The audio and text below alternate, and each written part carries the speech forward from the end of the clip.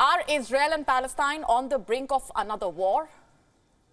A lot has happened since our show last night. Israeli planes have hit Gaza. Missiles have been fired into Israel from Gaza. You see, it all began with an Israeli police raid on Al-Aqsa Mosque. Let me add, a raid during the holy month of Ramadan.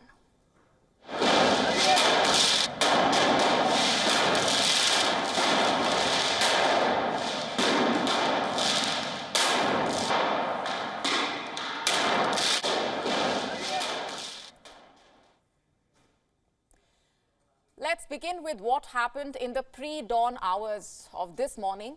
That is the time when those who fast are eating the morning meal, the only one before sunset. Israeli police stormed into Al-Aqsa Mosque. Why? Well, the answer depends on whom you ask. Israel says its security forces were forced to enter the prayer halls because some masked agitators, quote-unquote, barricaded themselves inside the mosque. They point to an agreement that worshippers cannot stay inside the mosque overnight during Ramadan. The worshippers tell another story.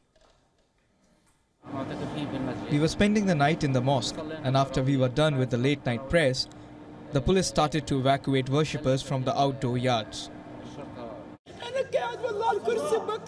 I was praying and I was sitting on a chair reciting the Quran. Israeli police hurled stun grenades. One of them hit my chest. Now my family will see me and they will feel terrible. So there was an exchange of stun grenades and firecrackers between the police and the protesters. Hundreds of Palestinians were arrested. At least 14 of them were also injured. And soon videos emerged of Israeli forces beating the worshippers.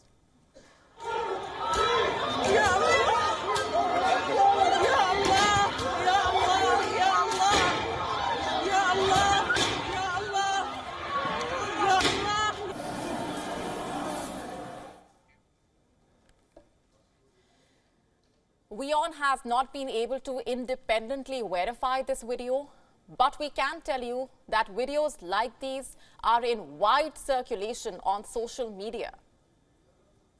The word spread. Soon protests broke out in West Bank. Palestinians reportedly began burning tires and throwing rocks at Israeli soldiers. You see, Al-Aqsa is not only the third holiest place in Islam, but it was also one of the world's most volatile sites. Tensions are always brewing in the Al-Aqsa Mosque compound, courtesy a long conflict that involves history, geography, and above all, religion. My point is, violent clashes are not rare in the Al-Aqsa Mosque. But what not many saw coming was a storming during the holy month of Ramadan, especially given what had happened in the year 2021. I'm of course referring to the 10-day war. It was triggered by a similar clash at the Al-Aqsa Mosque compound during Ramadan. What happened earlier today was not only in the middle of Ramadan, but also on the eve of Jewish Passover holiday. In response, Hamas fired rockets into Israel from the Gaza Strip. Just have a look at these visuals. מטורף.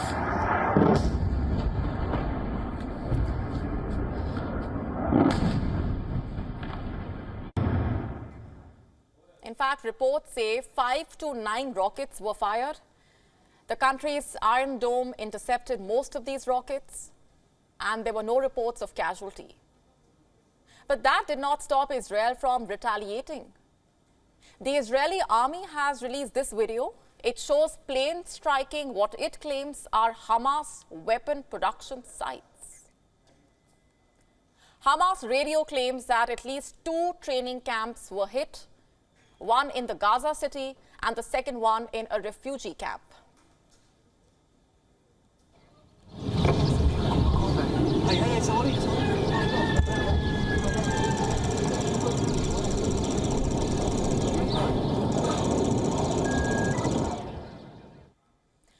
Reuters reports that Israeli tanks also shelled Hamas positions along the border fence.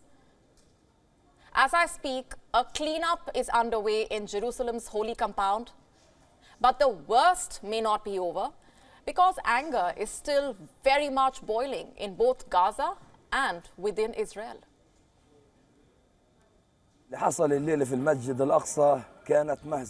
The Israeli forces' assaults on the worshippers in Al-Aqsa Mosque is a crime and is a violation of all human rights and laws. The occupation should be held responsible for it, because our people will not let this pass without a response to the terrorizing of the worshippers who were safe in the house of God. You see, this is a region that is always just a flare-up away from a war. One clash, one episode of exchange of fire, and before you know it, a war has broken out. Which may explain why the neighborhood has reacted so sharply to all that's been happening. Saudi Arabia has issued a statement saying the raid in Al-Aqsa is detrimental to peace efforts. And then you have Egypt saying it condemns Israeli police's storming of Al-Aqsa in the strongest term. But here's what the neighborhood needs to remember. This is the Israeli police under the command of hardliner Itamar Ben-Gvir. This is a hardline government where you have a defense minister who is threatening to hit anyone. I want to be very clear. We will hit anyone who tries to harm us, and there will be a heavy price that will make them regret any threats against Israeli citizens or IDF troops. I hope we all enjoy a happy and peaceful Passover. WION now available in your country. Download the app now. Get all the updates on the move.